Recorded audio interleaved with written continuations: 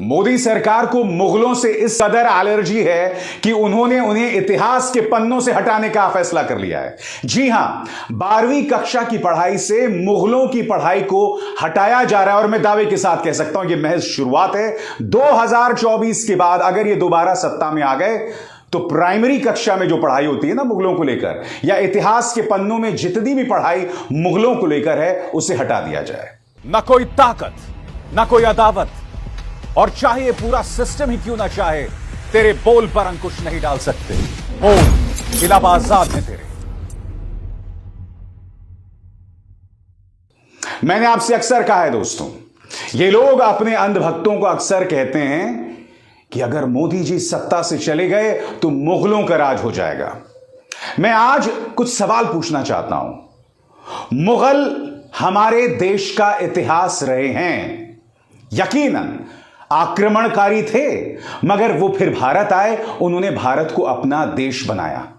अगर एक बाबर था तो एक हुमायूं भी था, अगर एक औरंगजेब था तो एक अकबर भी था। वो अकबर जिसने दीन इलाही का इजाद किया, दीन इलाही का सृजन किया, यानी कि हिंदू धर्म और इस्लाम दोनों को मिलाकर एक धर्म का सृजन। वो अकबर जिसने भारतीय मान्यताओं, हिंदू मान्यताओं का हमेशा से सम्मान किया। मगर सबसे बड़ा प्रश्न, मुद्दा यह नहीं कि कोई आक्रमणकारी है, कोई परोपकारी है, कोई अत्याचारी है, कोई दयावान है। मुद्दा वो बिल्कुल नहीं है। मुद्दा यह है कि चाहे औरंगजेब हो, चाहे बाबर हो, ये सब भारत का इतिहास है। और एक कॉन्फिडेंट डेमोक्रेसी, एक ऐसा लोकतंत्र जिसमें आत्मविश्वास है, वो अपने इतिहास से नहीं घबराता। अगर तुम इतिहास को अपने पन्नों से नोच दोगे तो इससे यह नहीं बदल जाएगा कि हम क्या रहे हैं।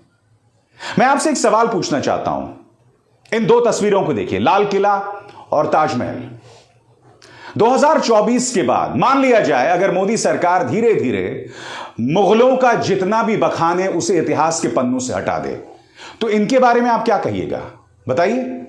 क्या आप यह कहेंगे कि लाल किला और ताजमहल बॉब बिल्डर बना रहा था और बनाते बनाते उस पर ईडी की रेड पड़ गई, और जैसे ही उस पर ईडी की रेड पड़ी तब साहेब के परम मित्र को लाल किला और ताजमहल बनाने का कॉन्ट्रैक्ट दे दिया गया? मैं एक बात स्पष्ट कर दूं कि आधुनिक भारत में घटनाक्रम हुआ है जिसके अंतर्गत जीवीके नाम की कंपनी के पास मुंबई एयरपोर्ट का कॉन्ट्रैक्ट था। फिर रहस्यमय तरीके से उन पर सीबीआई और ईडी का दबाव बनता है, और फिर वो प्रधानमंत्री नरेंद्र मोदी के परम मित्र अडानी के साथ समझौता कर लेते हैं और मुंबई एयरपोर्ट का जिम्मा फिर अडानी जी को दे दिया जाता है।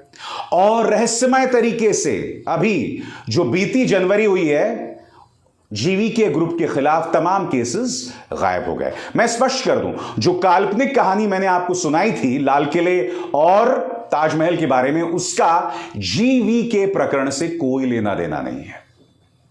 दोस्तों, सिर्फ मुगलों को ही नहीं हटाया जा रहा है इतिहास से, सूर्यकांत त्रिपाठी निराला को भी हटाया जा रहा है, फिराक गोरखपुरी को भी हटाया जा रहा है, कि जैसे कि यह खबर कह रही है। और सबसे बड़ी बात दोस्तों, वेद प्रकाश सिन्हा जो कि एक क्राइम नॉवेलिस्ट हैं, उनकी वर्दी वाला गुंडा वो अब स्टूडेंट्स पढ़ सकेंगे। क्या बनाना चाहते हैं आप लोगों को? फिराक गोरखपुरी को हटा देना चाहते हैं आप सूर्यकांत त्रिपाठी निराला को हटा देना चाहते हैं, और आप चाहते हैं कि जो व्यक्ति क्राइम नॉवेल्स लिखता था उसकी नॉवेल को अब हम अपने एकेडमिक्स में शामिल कर लें, अपनी शिक्षा में शामिल कर लें। मगर आपको यह समझना पड़ेगा कि दरअसल सूर्यकांत त्रिपाठी निराला से इन्हें एलर्जी क्या है। मुगलों से क्या एलर्जी है वो मैं आपको बतला चुका हूं, मगर सूर्यकांत त्रिपाठी से क्या इनको एलर्जी है, उसके लिए दोस्तों मैं सूर्यकांत त्रिपाठी निराला की एक कविता आपको पढ़ के सुनाना चाहूंगा। मैं अभी से कह दूं कि जो शब्द आप सुनने वाले हैं उसका 2014 और 2023 के बीच में जो भी घटनाक्रम हुआ है उससे कोई लेना देना नहीं है। मैं ये डिस्क्लेमर अभी से दे देना चाहता हूं। सूर्यकांत त्रिपाठी निराला ने क्या लिखा था दोस्तों, पढ़ के सुनाना चाहता हूं। राजे ने अपनी रखवाली की, किला बनाकर रहा, बड़ी बड़ी फौजें रखी, चापलूस कितने सामंत आए मतलब की लकड़ी पकड़े हुए, कितने ब्राह्मण आए पोथियों में जनता को बांधे हुए, कवियों ने उनकी बहादुरी के गीत गाए, लेखकों ने लेख लिखे, इतिहासकारों ने इतिहासों के पन्ने भरे, नाट्य कलाकारों ने कितने नाटक रचे, रंगमंच पर खेले, जनता पर जादू चला राजे के समाज का, धर्म का बढ़ावा रहा धोखे से भरा हुआ, लोहा बजा धर्म पर सभ्यता के नाम पर, खून की नदी बही, आंख कान मूंद कर जनता ने डुबकी ली, आंख खुली राजे ने अपनी रखवाली की।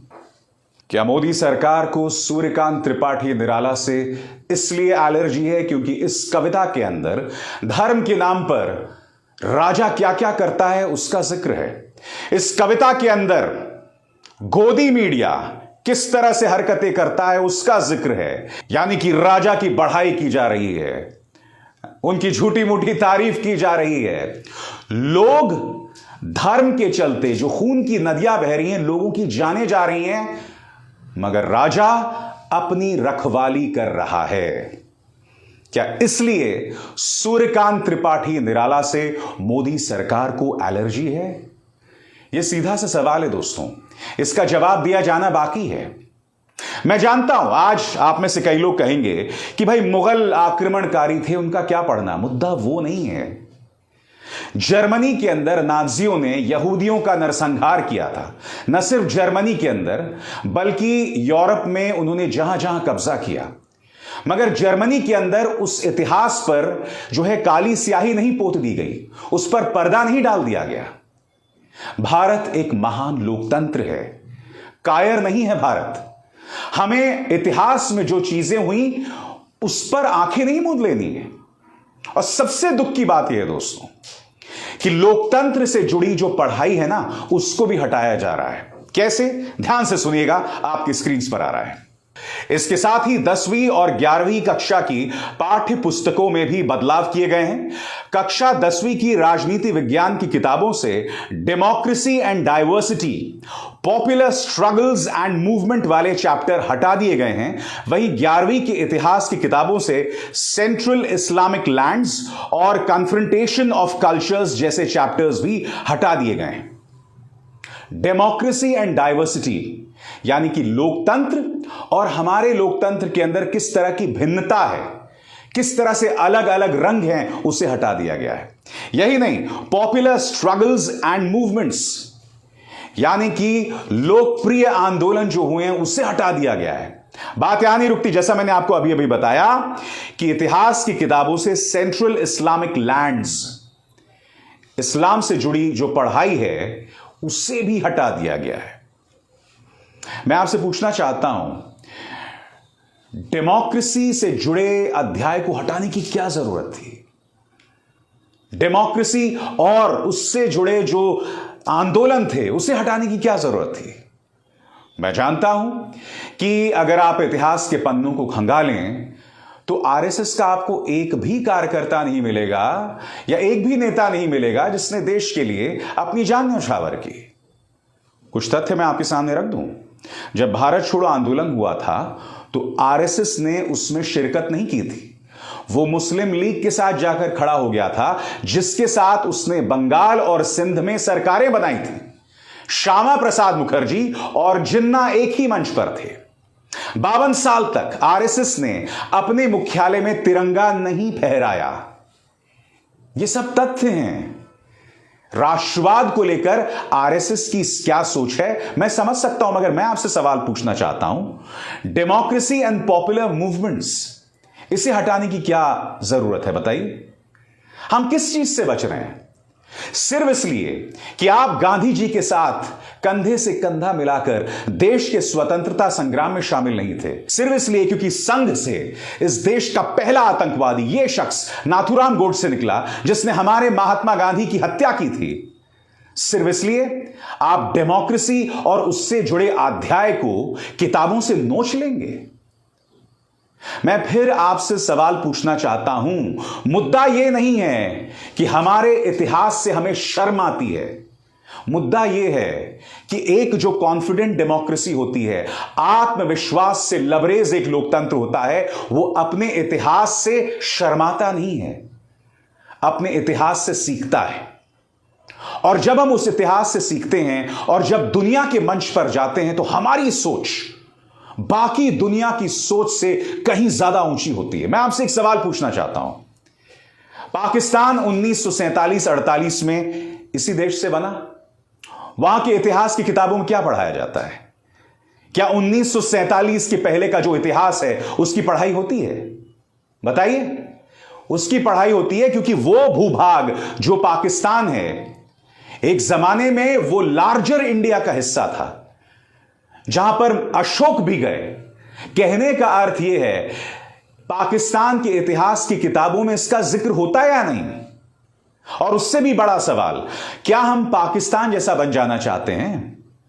क्या हम उन रूढ़िवादी सोच के देशों जैसा हो जाना चाहते हैं जो अपने इतिहास से खुद को जुदा कर लेता है, जो अपनी सोच को इतनी सक्रिय कर देता है, इतना नैरो माइंडेड हो जाता है कि जिसके क्या कहने? यह अपने आप में बहुत शर्मनाक बात है दोस्तों, जिस तरह से मुगलों की पढ़ाई को 12वीं की कक्षा से नोचा जा रहा है, जिस तरह से सूर्यकांत त्रिपाठी निराला की कविताओं को हटाया जा रहा है, फिराक गोरखपुरी को हटाया जा रहा है, और लाया किसको जा रहा है? वेद प्रकाश सिन्हा, जो कि क्राइम नॉवलिस्ट हैं, जिन्होंने वर्दी वाला गुंडा लिखी थी, या फिर हरिवंश राय बच्चन जी, जिन्होंने मधुशाला लिखी थी। तो मधुशाला और क्राइम ये पढ़ाना चाहते हैं? बताइए। मैं तो कहता हूं सब पढ़ना चाहिए दोस्तों। वेद प्रकाश सिन्हा भी पढ़ना चाहिए, हरिवंश राय बच्चन भी पढ़नी चाहिए, मगर जिन लोगों ने इस समाज को बार बार आईना दिखाया, उनसे क्या बचना? सूर्यकांत त्रिपाठी निराला की हर कविता में आप उस वक्त के समाज पर टिप्पणी देख सकते हैं। और जो कविता मैंने आपको अभी अभी सुनाई उनकी, वो कविता तो मानो आज के वक्त के लिए बनी है। मैं आपसे फिर पूछना चाहता हूं, हम क्यों मोड़ रहे हैं अपना मुंह ऐसे नायकों से? क्या वजह है? हमें अकबर से क्या एलर्जी हो सकती है, जिसने हिंदू और इस्लाम धर्म को एक साथ एक मंच पर लाने की कोशिश की? वाकई शर्मनाक है दोस्तों। और इन्हें लगता है कि इस तमाम चीजें करके हमारा इतिहास जो है वो जीरो हो जाएगा। ऐसा नहीं होता है, ऐसा बिल्कुल नहीं होता है। उल्टा हमारी हालत जो है ना, धोबी के कुत्ते जैसी हो जाएगी। ना घर के, ना घाट के, ना खुदा ही मिला, ना विसाले सनम। जी हां, अगर हमें लगता है कि हम अपने इतिहास को लेकर आंख मूंद लेंगे, तो ये कोई बहुत अच्छी बात नहीं है। हम हंसी के पात्र बन जाएंगे। वो चीज, हमारा जो इतिहास हमारे लिए गर्व का मुद्दा था, उस इतिहास से आप मुंह नहीं मोड़ सकते। माना मुगलों ने अत्याचार किए थे, माना, मगर वो जो अत्याचार की गाथाएं हैं, वो जो गाथाएं, उसे आप खत्म नहीं कर सकते हैं। बहुत जरूरी हो जाता है कि उसकी पढ़ाई, उसके बारे में आप अपने बच्चों को बताएं। क्या कर रहे हैं आप इस देश की शैक्षणिक व्यवस्था को? क्या कर रहे हैं आप? मैं इतना ही कह सकता हूं दोस्तों, ईश्वर अल्लाह तेरो नाम, सबको सम्मति दे भगवान। अभिसार शर्मा को दीजिए इजाजत। नमस्कार।